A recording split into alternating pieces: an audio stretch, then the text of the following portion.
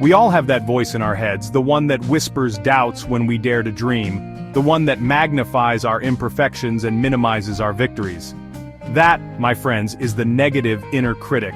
It's a powerful force, one that can keep us small and stuck if we let it. But here's the thing, we're not alone. Every single one of us has that inner critic. It's a natural part of being human. The key is not to silence it completely. That's nearly impossible. Instead, we need to learn how to recognize it, understand its role, and most importantly, choose how we respond to it. Think of it as a voice of caution, a little alarm bell that goes off.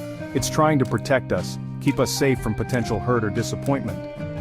But here's where we get to step in and make a choice. We can let that voice dictate our actions, or we can acknowledge it, thank it for trying to keep us safe, and then bravely step forward into the arena of our lives. The first step to taming the inner critic is to stop accepting its pronouncements as gospel truth. The next time you hear that voice telling you you're not good enough, not smart enough, not worthy enough, stop and ask yourself, is this thought really true, or is it just my fear talking? More often than not, you'll find that these negative thoughts are based on old insecurities, past hurts, or societal expectations that we've internalized. They're not facts, they're just thoughts. And the beautiful thing about thoughts is that we have the power to choose which ones we want to believe and which ones we want to let go of. So the next time your inner critic pipes up, get curious. Challenge its assumptions. Ask for evidence. You might be surprised at how quickly those negative thoughts start to lose their power when you hold them up to the light of truth. Our thoughts shape our reality. What we focus on expands. So, if we're constantly dwelling on negative self-talk, it's no wonder we start to feel inadequate or discouraged. But what if we could consciously shift that narrative? What if we could transform those negative thoughts into positive affirmations? It starts with awareness. Pay attention to the language your inner critic uses. Does it say, I'm going to fail, or I'm not good enough? Once you identify these negative patterns, you can start to reframe them. For example, I'm going to fail can become I'm willing to learn and grow from this experience. I'm not good enough transforms into I am enough just as I am. It might feel awkward or even silly at first, but trust me, the more you consciously choose to focus on positive, empowering thoughts, the more natural it will become. You'll start to rewire your brain for self-compassion and resilience. Our minds are wired to focus on the negative. It's a survival mechanism. But while that served us well in the past, constantly dwelling on what we lack or what's wrong can keep us stuck in a cycle of negativity. That's where gratitude comes in. Gratitude is a powerful antidote to negativity. When we consciously choose to focus on what we're grateful for, our perspective shifts. We start to see the good in ourselves, in others, and in our lives. It doesn't mean ignoring the challenges or pretending everything is perfect. It's about choosing to focus on the good, even amidst the difficult. Start a gratitude practice. Every day, write down 3 things you're grateful for, big or small. It could be a warm cup of coffee, a supportive friend, a beautiful sunset. As you cultivate this practice, you'll find yourself naturally gravitating towards more positivity and joy. Chapter 4. Calling out the lies. Challenging your inner critic. Now that you're getting better at recognizing and reframing negative thoughts, it's time to take it a step further and start actively challenging them.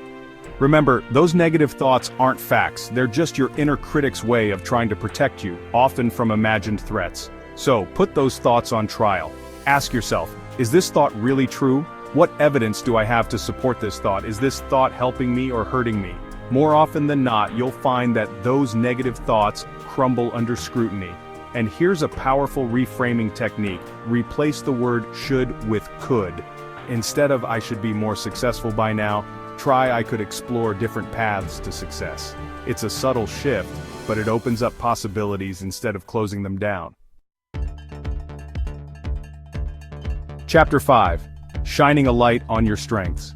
In the midst of all this work on quieting the inner critic, it's crucial to remember that we are not just our flaws, our mistakes, or our perceived shortcomings.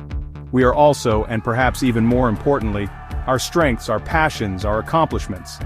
Take some time to really acknowledge and appreciate your strengths. What are you good at? What comes naturally to you? What are you passionate about? What are you proud of accomplishing? Write these down. Create a visual reminder of your strengths and accomplishments. When you focus on your strengths, you start to embody a more confident and empowered version of yourself.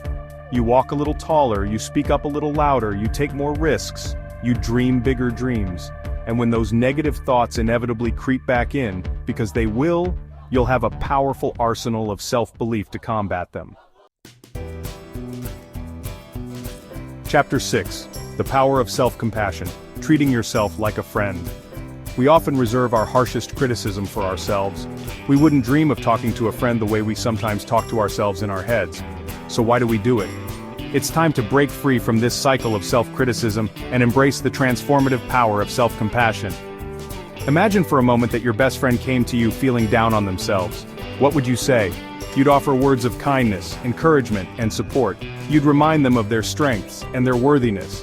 You'd tell them that everyone makes mistakes and that it's okay to not be perfect. Now imagine talking to yourself with that same level of kindness and understanding.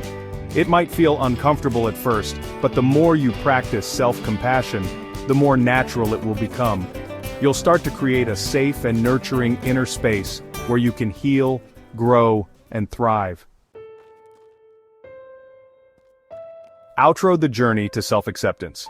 Taming the inner critic is not about achieving some mythical state of perfect positivity. It's about learning to befriend ourselves, flaws and all. It's about recognizing that we are enough, just as we are.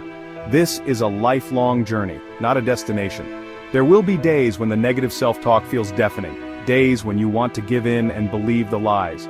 But I urge you to keep showing up for yourself with courage and compassion. Remember, you are worthy of love, belonging, and joy. You are capable of amazing things. Now go out there and silence that inner critic so you can share your gifts with the world.